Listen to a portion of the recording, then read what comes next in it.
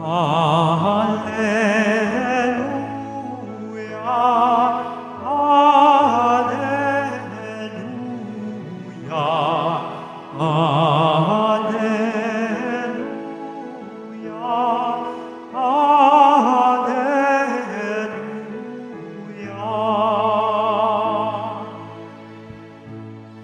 Guro, anak na butihin ng Diyos Ama masintahin. Ika'y hari ng Israel. Alleluia, Alleluia,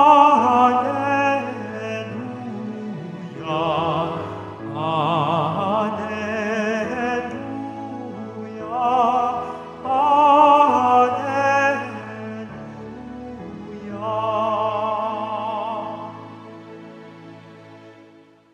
Sumainyo ang Panginoon. At sumayo rin. Ang mabuting balita ng Panginoon ayon kay San Juan. Papuri sa iyo, Panginoon.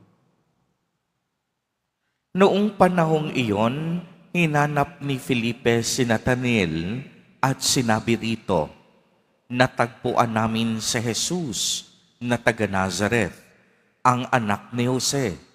Siya ang tinutukoy ni Moises sa kaniyang sinulat sa kautusan at gayon din ng mga propeta. May magmumula bang mabuti sa Nazareth?" Tanong ni Nathanael. Sumagot si Felipe, "Halika at tingnan mo." Nang malapit na si Nathanael ay sinabi ni Jesus, "Masdan ninyo ang isang tunay na Israelita. Siya'y hindi magdaraya." Tinanong siya ni Nathanael, "Paano ninyo ako nakilala?" Sumagot si Jesus, "Bago ka patawagin ni Felipe, nakita na kita na ikaw ay nasa ilalim ng puno ng igos. Rabay, kayo po ang anak ng Diyos. Kayo ang hari ng Israel." Wika ni Nathanael. Sinabi ni Jesus, "Nanampalataya ka ba dahil sa sinabi kong iyong nakita kita sa ilalim ng puno ng igos? Makakakita ka ng mga bagay na higit pa kaysa rito." At sinabi niya sa lahat, "Tandaan ninyo, makikita ninyong bukas ang langit at ang mga anghel ng Diyos ay manhik-manaog sa kinaroroonan ng anak ng tao." Ang mabuting balita ng Panginoon. Pinupuri ka namin, Panginoong Hesukristo. Magsiupo muna ang lahat. Magandang umaga po sa inyong lahat, mga kapatid kay Kristo. Sa lahat po ng ating mga taga-subaybay sa iba't ibang online platforms at sa lahat ng ating mga kadiboto sa iba't ibang panig ng Pilipinas at maging sa buong mundo kung saan tayo ay naaabot ngayon ng ating live streaming. Mapayapang umaga din po sa inyong lahat. Purihin at dakilain natin ang ating Panginoon, ang mahal na poong Jesus Nazareno.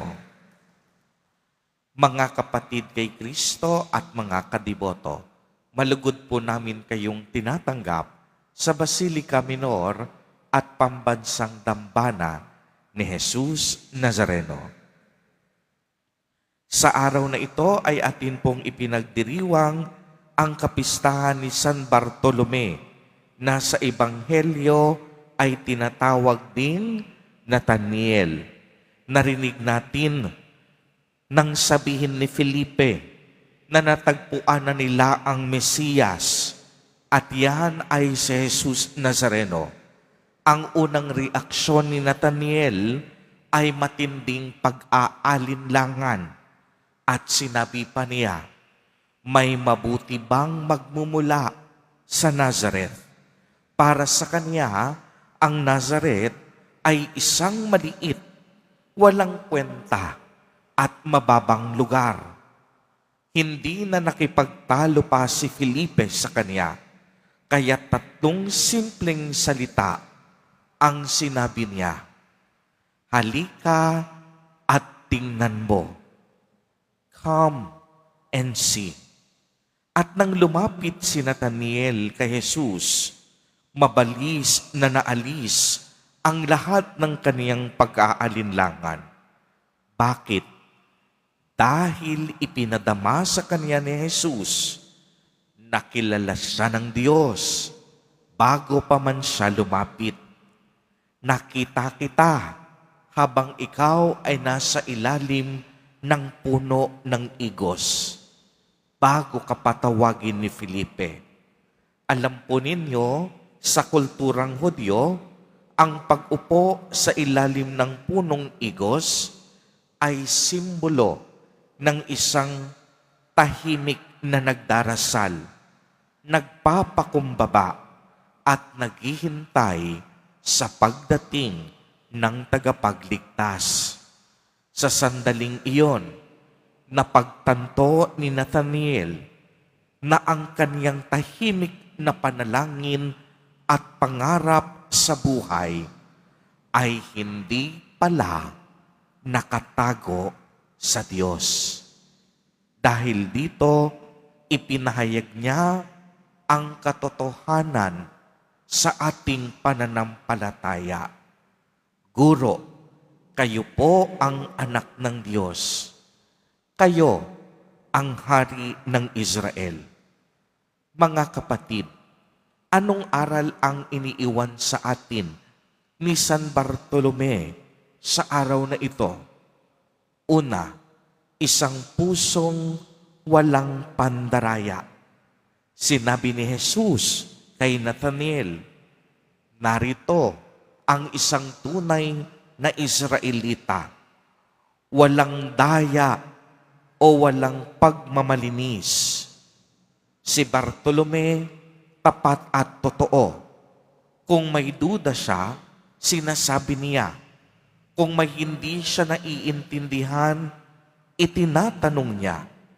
Hinihingi rin sa atin ng Diyos ang katapatan ng ating mga puso. May mga bagay na hindi tayo maiintindihan.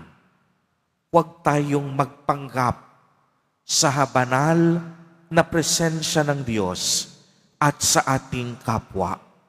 Aminin natin ang ating pagkukulang at kahinaan sa buhay. Ikalawa, mag-imbita sa kapwa. Hindi pinilit ni Felipe si Nathaniel.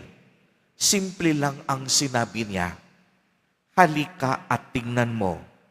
Tayo rin bilang mga deboto, inaanyayahan na mag-imbita, magtawag ng ating kapwa, maging daan at tulay tayo upang sila rin makarapit sa Panginoon, upang sila rin makita ang kagandahang loob ng Diyos.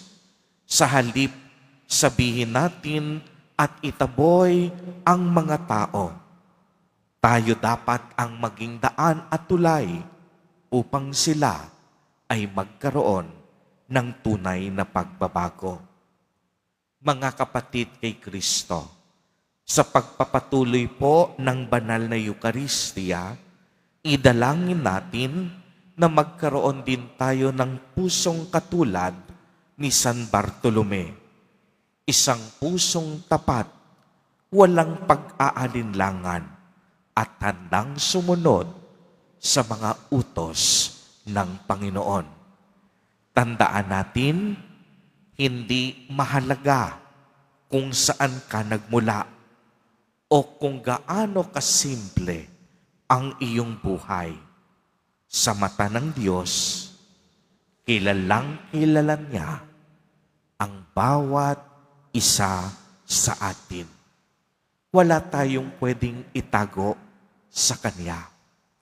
Mahal tayo ng Diyos, anumang kahinaan mayroon tayo. Lahat tayo may dakilang misyon sa pagpapatuloy ng misyon ni Kristo. San Bartolome Apostol, ipanalangin mo kami. Amen. Amen. Purihin at dakilain natin ang ating Panginoon, ang mahal na poong Jesus Nazareno.